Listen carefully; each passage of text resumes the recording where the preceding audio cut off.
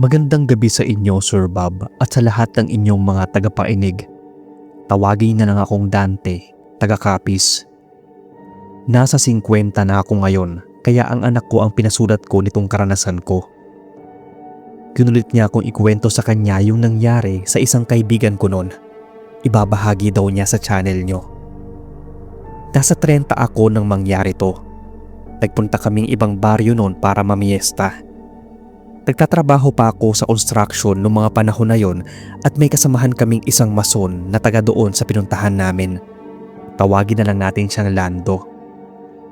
Bale, 3 kaming puro karpintero ang nagpunta noon. Bali-balita na may aswang sa lugar na yon, bagong yanggaw. Pero nakikisalamuha pa rin sa kanila. Wala kaming ideya kung sino yon at hindi din namin inisip na doon yun mismo sa lugar na pupuntahan namin. Nang makita kami ni Lando ay agad niya kaming niyaya sa kanila. Mga alauna na kami nakarating at halos tapos nang magsipagkain ang mga bisita. Hinainan na rin kami ng tanghalian noon. Kumain muna kami bago naghanda sa pag-iinom. Ang daming pulutan, halos mga karne. Pinakilala din sa amin ni Lando ang ibang kainuman namin na kamag-anak niya. Kaming 3 ay tanduay ang iniinom. Sila naman ay gin. Pero yung pulutan namin ay nasa iisang lamesa at magkakasama din sa isang lamesa. Itong kaibigan kong si Romel, sobrang takaw talaga sa karne. Kaya mas lamang siya sa pulutan kaysa alak. Ako, medyo maselan pagdating sa mga pulutan. Kaya nagbubukod talaga ako ng akin lang. Hindi ako yung nakikigamit din ng kutsara na ginagamit ng kainuman ko. Alam ko na maarte ang dating ko. Pero ganun talaga ako simula pa nung bata pa. Pero si Romel, hindi na masyadong pinapansin yung ganun. Nasanay naman kasi ako sa tatay ko noon na ganun din kung uminom. Bumubukod ng pulutan at baso. Takot mahawaan ng TB dahil doon namatay yung lolo ko. Kaya namana ko na yung pagiging maselan niya. May isang pulutan doon na halos ayaw lubayan ni Romel. Yun yung prinitong taba ng baboy na sinarsahan. Tinabi niya ngayon malapit sa kanya. At natatawa pa ako noon dahil masama na ang tingin sa kanya ng ilang kaanak ni Lando. May isa nang tumabi sa kanya na medyo may edad na. Payat, medyo nanlalalim ang mga mata at himpis ang muka. Tiyuhin daw yon sa pinsan ni Lando. Sa isip ko ay mukhang may sakit yon sa baga. Kaya nang nilantakan na naman ni Romel yung pulutan ay medyo sinita ko na siya. Sinabihan kong gumamit ng ibang kutsara, lalo na at nakakasalo niya sa pulutan yung matanda. Pero hindi niya ako pinansin. Hindi rin siya nag-abala pang gumamit ng ibang kutsara. Medyo nainis pa nga ako sa kanya dahil doon nakisawsaw ng pulutan yung lalaki. Halos 1 oras din na naglagi yung lalaki at umalis din. Kaya parang tinurukan ng energizer si Romel dahil solo na ulit niya ang pulutan. Mga bandang 8:00 ay nagbasa na kaming umuwi. Pawala-wala na yung tama ko nun. Si Romel naman ay hindi gaanong nalasing. Mas nalasing pa nga siya sa pulutan kaysa alak. Busog na busog daw siya. Nag-abang kami ng masasakyang tricycle. At habang pauwi kami noon ay may naririnig kaming huni na parang sumusunod sa amin. Para yung tik-tik na pawala-wala ang huni. Yung mahawan naming daanan noon parang biglang naging magulo.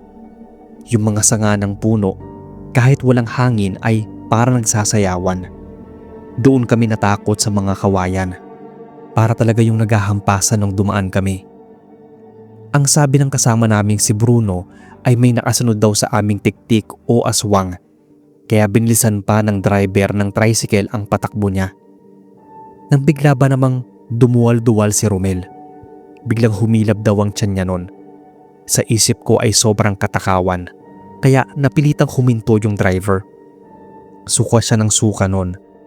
Ang pinagtataka namin ay puro tubig lang ang lumalabas. Sa dami ng kinain niya ay wala man lang lumabas kahit isang taba ng baboy. Isang malapot na mapait na likido ang lumabas. Nang maarating kami sa bahay ay buwaba na rin yung 2. Dilakad na lang namin ang looban. Muli naming narinig yung tik-tik habang naglalakad kami sa looban kaya nag-iingay na ako noon. Kahit medyo takot ay nilakasan ko ang loob ko na sabihing kilala namin siya at alam namin kung saan siya nanggaling. Tumigil naman yung paghuni. Napansin ko na parang balisa si Romel. Masakit pa rin daw ang sikmura niya. Kaya hinatid namin siya hanggang sa bahay. Pagdating namin noon ay dali-dali siyang pumasok sa loob. Ilang araw din namin hindi siya nakita. Hindi rin siya pumasok sa trabaho. Nang puntahan namin siya sa bahay nila ay andun siya at nakahiga lang sa higaan niya. Nanlalalim ang mga mata at nangangayayat. Nang tanungin namin kung anong nangyari sa kanya ay may ulcer daw siya. Dinala na siya sa ospital at niresetahan ng gamot pero hindi pa rin gumagaling at parang lumala lang. Kwento pa ng asawa niya ay nakita daw niyang lumabas ng madaling araw si Romel at umaga nang umuwi. Parang wala raw ito sa sarili. Pero nawala naman daw yung pananakit ng tiyan nun. Sa gabi daw ito inaatake. Hindi nga ito makakain ng maayos kahit yung paborito niyang karne ay wala itong ganang kainin.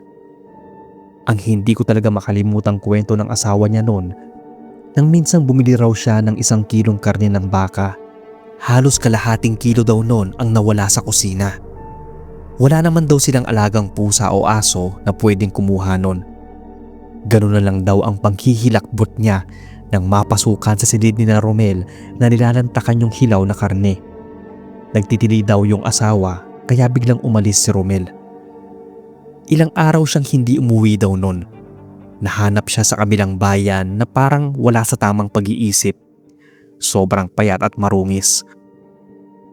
Nagkasakit si Romel na hindi malaman ng mga doktor. Sinabing sakit sa bituka o ulcer pero hindi naman nagagamot. Palagi siyang dumadaing na masakit ang tiyan niya pero sinusuka lang din niya ang kinakain. Ayaw na tumanggap ng pagkain ng katawan niya. Pero nang subukan na pakainin siya ng hilaw na karne ay ang bilis daw niyang nilantakan yon. Kaya naisip nila na dalhin na siya sa isang albularyo. Nang pisilin daw ng albularyo ang sikmura niya ay umiling-iling ito. Wala na raw siyang magagawa. Depende na lang kay Romel kung kakayanin ng katawan niya yung paghawa sa kanya o hindi. Nang malaman ni Romel na nahawaan siya ng pagkaaswang ay parang nawala na ito ng pag-asa. Tinitiis niyang huwag kumain. Kaya daw pala kakaiba ang gusto niyang kainin, yung hilaw. Hanggang sa bumagsak na lang yung katawan niya nun. Nanatili na lang siyang nakahiga sa kama niya. Awang-awa kami sa kaibigan naming yon. Hindi namin akalain na mararanasan niya ang ganong bagay. Nalaman namin na yung tiyuhin ni Lando ang sinasabing bagong yanggaw at ito rin ang nakahawa kay Romel. Pero umalis na raw yon sa lugar nila. Lalo lang nang hina si Romel nang iniwasan din niya ang pagkain ng hilaw na karne. Natatakot daw siya na baka pati ang mga anak nila ay makain na rin daw niya. Kaya nang tumanggi na siya sa anumang pagkain ay bumigay na rin ang katawan niya. Simula nun, kahit yayain ako na uminom sa ibang lugar ay hindi na ako sumasama. Kahit kakilala ko pa o kamag-anak ang nagyaya. Sabi pa ni Lando na hindi nila pagkain ang pinulutang yon ni Romel. Luto daw yon ng tiyuhin niya at yung kutsarang gamit din doon ay sa tiyuhin din niya galing. Nang malaman na raw nila na nananadya itong manghawa ay pinaalis nila ito. Muntikan na rin daw mahawaan noon ang kapatid ni Lando. Kahit maraming taon na ang lumipas, paminsan-minsan ay naaalala ko pa rin itong karanasan namin.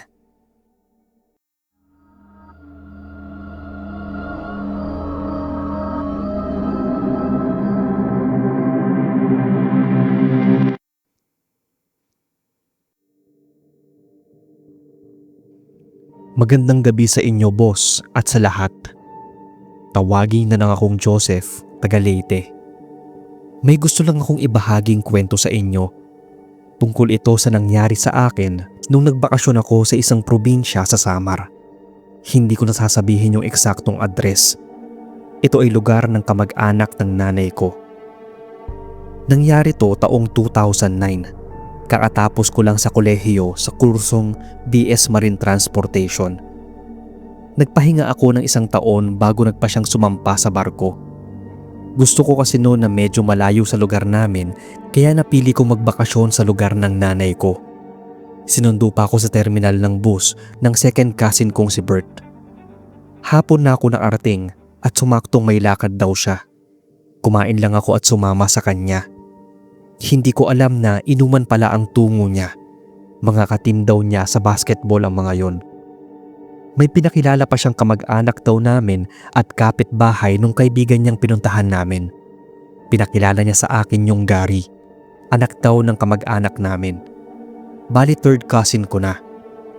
Tapos isinama naman ako ng Gary para ipakilala sa mga magulang niya. Baka daw kilala nila ang nanay ko. Pasensya na kung medyo naguluhan kayo. Pakibalikan na lang po yung sinabi ko. Pagpasok namin noon ay may isang matandang babae na may kaputian na ang buhok ang napalingon ng tawagin ni Gary. Tinawag niya yung nanay. Nang ipakilala ako ni Gary at tinanong niya ang pangalan ng nanay ko, saglit na natigilan yung nanay niya. Tumangutango ito nang marinig yung pangalan ni nanay pero wala na itong sinabi na kung ano. Niyaya na lang ako magmerienda.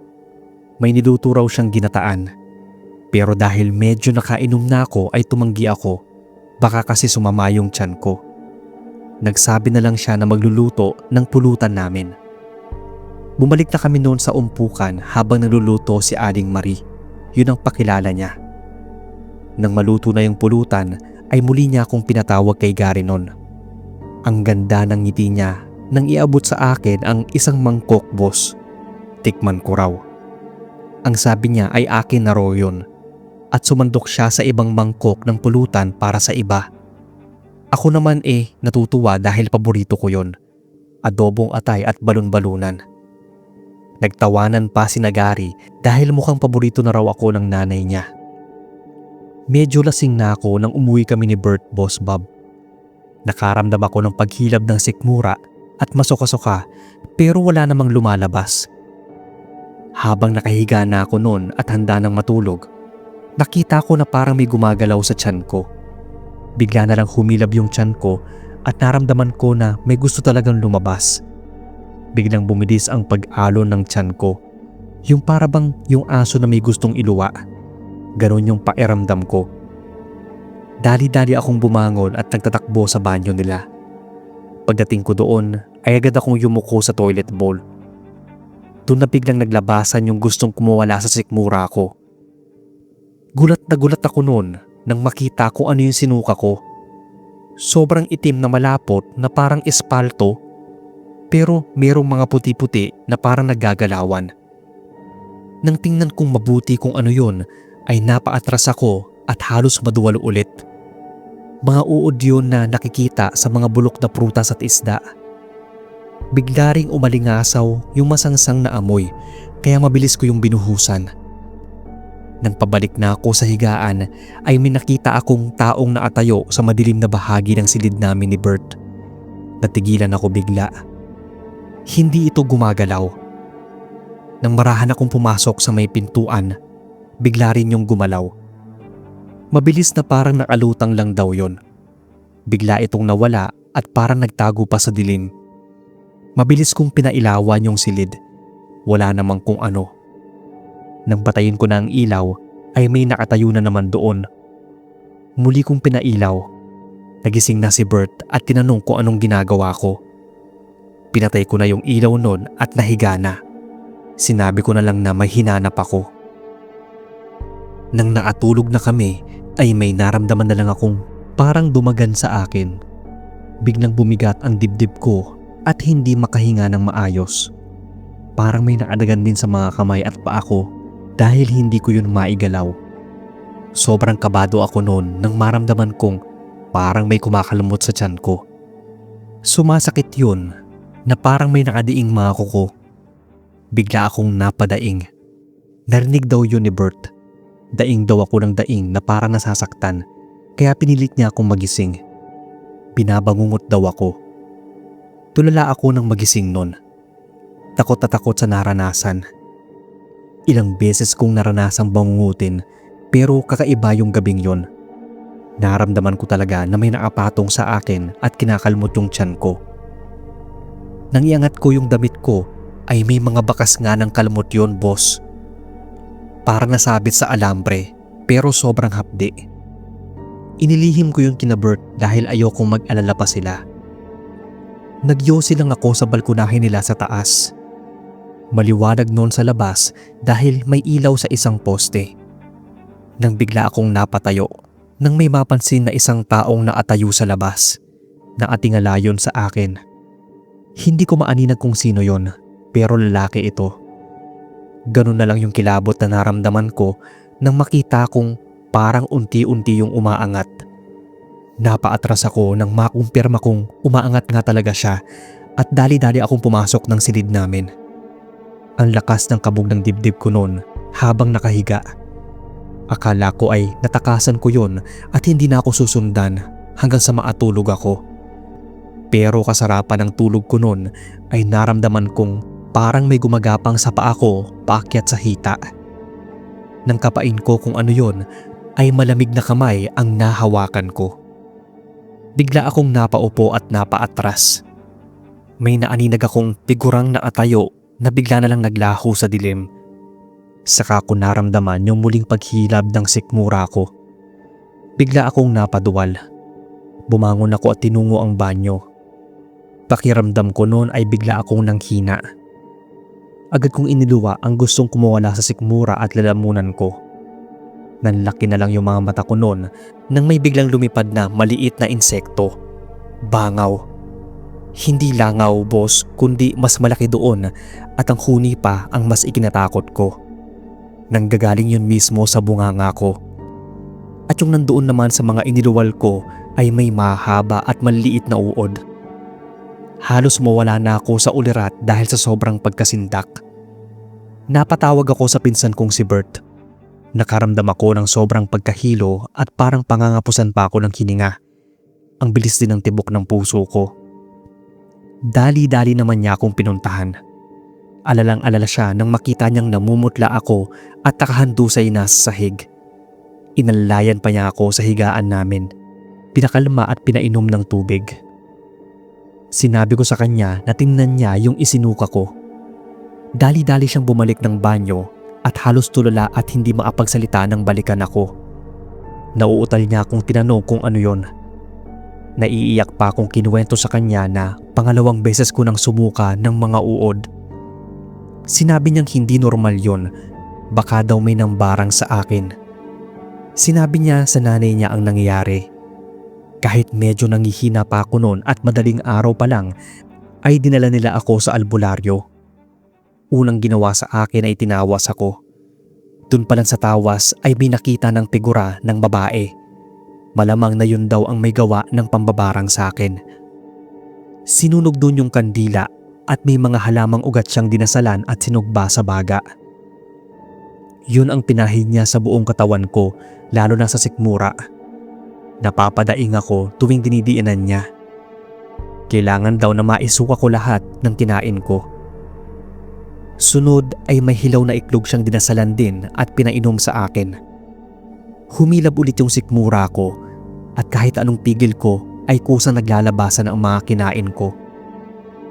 Napamura na lang si Bert at ang auntie ko nang makita ko ano yung sinuka ko. Parang bulok na karne na inuuod na. Kulay itim yun. Yun daw ang nakain ko kaya nakontrol na ako ng nambarang sa akin. Isa pa ay may nakikita raw siyang masamang espiritong nakasunod sa akin. Yun daw ang kukuha ng kaluluwa ko sa oras na mamatay ako sa pambabarang. Talagang nag-aral daw ng itim na mahika yung nambarang sa akin dahil kaya raw nitong maipag-usap sa mga espiritu. Mukhang kilala din daw namin dahil hindi nalalayo ang bahay noon sa bahay ni Bert. May ginawa yung albularyo para makausap yon. Ayaw pa nga magpakilala nung una, pero dahil marunong kumontra yung albularyong napuntahan namin, ay umamin din yon sa huli. Siya si Aling Marie, yung malayong kamag-anak namin. May matinding galit daw yon sa nanay ko. At dahil hindi niya yon magawan ng masama dahil malayo, nagkaroon siya ng pagkakataon na gawin yon sa akin. Kinabukasan ay bumalik na ako ng Leyte. Nabanggit ko kay nanay yung tungkol kay Aling Marie. Walang nagkwento sa kanya tungkol sa nangyari sa akin dahil baka lalong magkagulo. Agad na napasimangot si nanay nun. Nagkagalit daw sila nun dahil sa iisang lalaki. Pero nakalipas na raw yon at wala naman sa kanila ang nakatuluyan nun. Ang pinagtataka ko ay kung bakit gano'n na lang katindi ang galit ni Aling Marie kay nanay. Pero wala na siyang kinuwento pa. Tumigil na rin ako sa pagtatanong dahil baka mahalata pa niya. Kumbaga, damage control na lang ang ginawa ko para matapos na ang mga paghihiganti. Maraming salamat boss kung inyong mabasa ang aking kwento. Aabangan ko to sa inyong channel.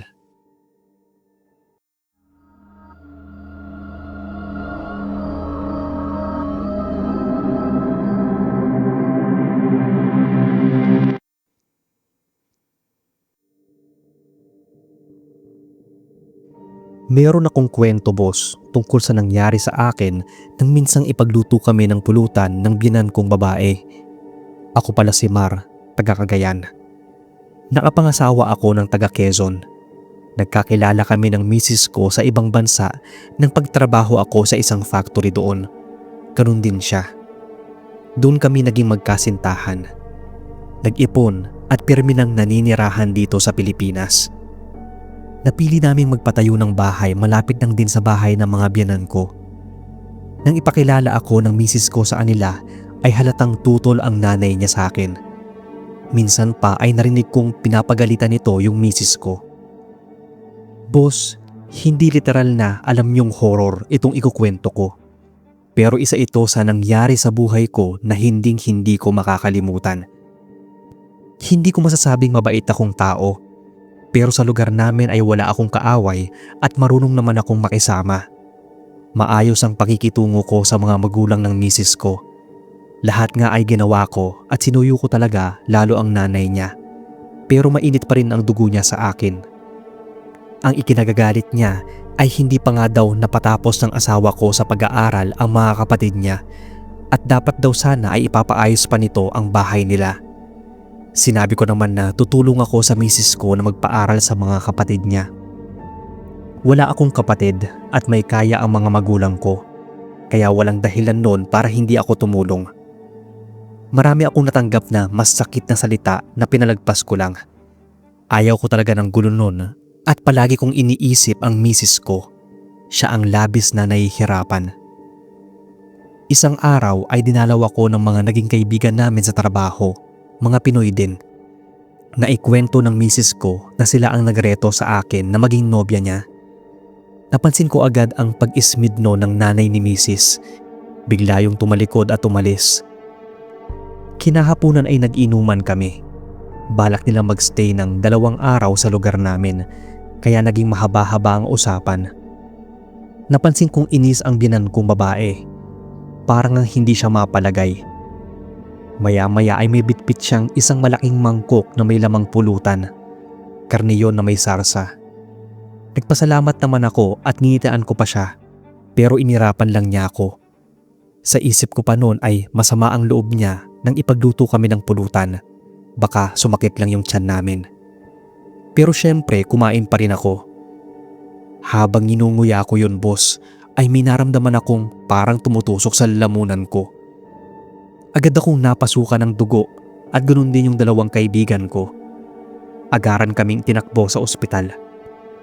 Nakita na may nalunok kaming mga bubog. Hindi lang isa, kundi maraming bubog na muntikan na talaga naming ikamatay. Agad kaming inoperahan nun. Nang magkamalay at sabihin yun sa akin ng misis ko, ay nanginginig ako sa pinagsamang takot at galit. Walang ibang gagawa sa amin nun kundi ang biyenan ko. Ganun katindi ang galit niya sa akin na nadamay pa pati ang mga kaibigan ko. Hindi namin siya kinasuhan boss, pero binenta namin ang bahay at umalis kami sa lugar na yon. Kahit nga ang misis ko ay nagalit sa nanay niya, ganun din ang biyenan kong lalaki. Alam nyo, ilang araw lang matapos mangyari yon ay nabalitaan naming patay na ang biyenan kong babae. Hindi nga malaman noon kung aksidente o sadyang nagpabangga ito sa isang truck. Parang nawala ito sa sarili. Kwento ni tatay ay naging balisa daw yon simula nang umalis kami. Palagi niyang tinatawag ang pangalan ng misis ko. Hanggang sa isang umaga, tulala na lang daw ito at hindi makausap. Medyo nakaramdam ako ng pagsisisi dahil sa nangyari. Pero naisip ko rin na kung hindi kami umalis doon ay baka napatay na niya ako. Alam kong hindi siya titigil hanggat hindi ako nawawala sa buhay ng anak niya. Nalaman pa namin noon na may kinausap daw siyang mangkukulam. Balak pa akong ipakulam pero napigilan lang siya ni tatay. Hindi ko lubos maisip kung bakit ganun na lang katindi ang galit niya sa akin. Minsan, basta kakatakot pa rin yung mga taong may galit sa'yo kahit wala ka namang ginagawang masama. Hindi mo alam kung ano ang kaya nilang gawin sa ngalan ng nararamdaman nilang galit sa'yo. Magpasa ganun man, palagi pa rin siyang laman ng mga dasal ko araw-araw.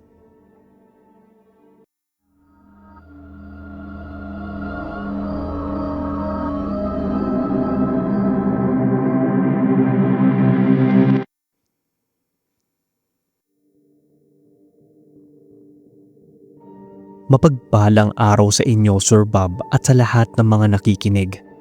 Ako si Roxanne, taga-Aklan. Meron akong kwento na nais ibahagi sa inyo. Tungkol ito sa karanasan namin ng mga kaibigan ko nung minsang mag-inuman kami at inabot ng madaling araw. Nasa bahay kami noon ni Jack na nobyo ng BFF ko. Kasama ko noon ang isang pinsan ko na siyang nagmamaneho ng service kong motor at ang dalawa pang barkada namin. Bali nasa 8 kami dahil may mga kaibigan din si Jack na nag-join. Birthday niya noon at naimbitahan kami. Nang mag-aalauna na ay marami pang inumin pero ubos na ang pulutan. Nag-crave talaga kami noon ng street food. Pero nang puntahan naman nila ang nagtitinda ay sarado na. Meron kasi dito sa amin na gabi kung magtinda at inaabot siya ng madaling araw. Pero nung time na yon ay nakauwi na. Sakto nang pabalik daw ang barkada ni Jack na siyang tumingin ng tindahan ay may nadaanan silang nagtitinda ng balut. Mukhang kakalabas lang noon sa pagtataka daw nila. Mainit pa kasi ang mga paninda. Mura pa ang bigay sa kanila dahil buena mano raw. Nasa 20 ang binili nila at yun nga ang naging pulutan namin sa natirang inumin. Pero hindi kumain yung BFF ko na nobya ni Jack at yung kaibigan namin na si Denise. That time, sobrang nag-crave ako sa balut na isa sa paborito kong pagkain, kaya nilantakan ko agad ng hinain na yon sa mesa. Natatawa pa sila dahil sanay daw akong kumain ng balut na nilagyan pa nila ng kakaibang meaning. Nakatatlo ako bago nagpahinga para maabuelo ng susunod pa. Pero matapos kong makakain ng 3, natigilan ako. Biglang sumakit yung tiyan ko. Hindi lang ako basta nadijebs nun, pero yung sakit na pakiramdam ko mamamatay na ako. Talagang namilipit ako sa kinauupuan. Sinabi ko sa kanila na hindi ko kaya yung sakit, kaya nataranta sila nang dalhin ako sa ospital. Agad akong tinurukan ng IV. Ang daming tinanong sa akin. Kinunan din ako ng dugo, urine, at kung ano-ano pang test na ginawa. Unang sinabi ay mukhang hindi raw ako natunawa ng pagkain. Nang tanungin nila kung ano ang huling kinain ko, sinabi ko ay balut. Nagpipigil pa ng tawa yung mga kaibigan ko. Malamang iniisip nila dahil yon sa katakawan ko. Nakatatlo na kasi ako noon habang sila ay nagbabalat pa lang. Napapamura na rin ako sa isipan ko dahil hindi ako naghinay-hinay. Ayan at na-ospital pa ako. Inabot tuloy ako ng 3 araw sa ospital pero pabalik-balik pa rin kasi ang sakit. Nagpalabs na ako dahil baka may sakit daw ako sa bituka, sa sikmura o kung sang parte ng tiyan ko. Pero lahat ng lab test ay negative naman, kaya inassume na lang talaga na hindi ako natunawan. Makalipas ang 5 araw ay inilabas din ako. Umayos-ayos naman na yung pairamdam ko. Pero nung nasa bahay na ako, Sir Bob, ay muling sumakit yung tiyan ko, lalo na ng madaling araw. Talagang naguhumiyaw ako noon at napapalahaw ng iyak dahil gumuguhit yung sakit mula sikmura at paikot ng buong tiyan ko. Naninigas nga yon ng hawakan ni Mama. Para akong manganganak na ewan dahil bumubukaka ako sa sobrang sakit. May yayakapin ko ang tiyan at pipisilin. Pinainom ako ni mama ng maligamgam na tubig. Nilapatan din niya ng mainit-init na towel yung tiyan ko. Kung ano-ano na rin ang pinahig niya para mawala yung sakit, pero lahat yon ay walang epekto. Hanggang sa mahimatay ako noon, sir. Natakot na raw sina mama. Putlang-putla daw ako at nagiging violet na ang labi. Binalik na naman ako sa ospital. Sinabing nalason daw ako. Sinabing parang nalason daw ako pero hindi malaman kung ano ang nakalason sa akin. Muli akong ginamot ng kung ano-ano. Hanggang sa inabot na naman ako ng 3 araw sa ospital. Yung inaakala naming okay na at nawawala-wala na ang sakit ay muli na namang sumakit nang makauwi kami. Ganun pa rin katindi. Naisipan daw noon ni mama na subukan dalhin niya ako sa manggagamot. Baka yun daw talaga ang kailangan ko. Pagdating sa manggagamot ay agad akong sinalang. Nakita niyang namimilipit ako. Mukhang nahawaan daw ako ng pagkaaswang. Pero nang makita niya ang pangingitim ng mga labi ko ay agad niya akong pinainom ng halamang gamot na nakalimutan ko na ang tawag. Pinakuluan niya ang halamang kahoy at nang magkulay, saka niya pinainom sa akin. Pagkatapos kong uminom at malasahan yung napakapait na lasa nun ay nagsusuka ako. Alam niyo yung sinuka ko? Yung balot na kinain ko at ang dami ng balahibo. Sabi ko, ilang araw na ang dumaan. Imposibleng yun pa rin ang sinuka ko at hindi man lang natunaw sa tiyan ko. Dapat ay nasama na nga yun sa binawas ko noon. Pero ang sabi ng manggagamot ay nakilgig daw ako o nalaso ng balot na nakain ko. Kaya daw yun ang naisuka ko. Biglang guminhawa yung pairamdam ko noon, Sir Bob. Parang ang walang nangyari at tuluyan talagang nawala ang pananakit ng tiyan. Nang ikwento ko yon sa mga kaibigan ko, hindi sila makapaniwala. Kaya daw pala alanganing oras nagtinda yung matandang yon dahil may binabalak siyang masama sa bibili sa kanya.